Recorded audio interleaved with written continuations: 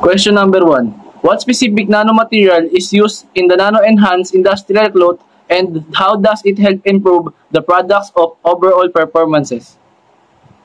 The nanomaterial used in the nano-enhanced industrial clothes is silver nanoparticles. These nanoparticles are incorporated into the fabric to provide antibacterial, odor resistance, and self-cleaning properties. Question number 2. Explain the main benefits of adding silver nanoparticles to industrial fabrics. How do these advantages contribute to the functionality and sustainability of the product?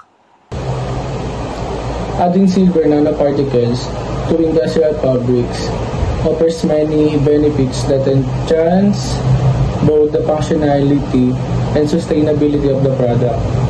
Firstly, the antibacterial properly ensure that harmful bacteria do not survive on the fabric, making it safer and more hygienic for use in medical or industrial settings.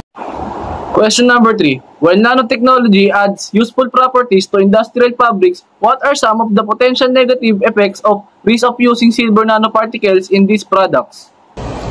Adding silver nanoparticles to industrial fabrics offers many benefits that enhance both the functionality and sustainability of the product. Firstly, the antibacterial properly ensure that harmful bacteria do not survive on the fabric, making it safer and more hygienic for use in medical or industrial settings.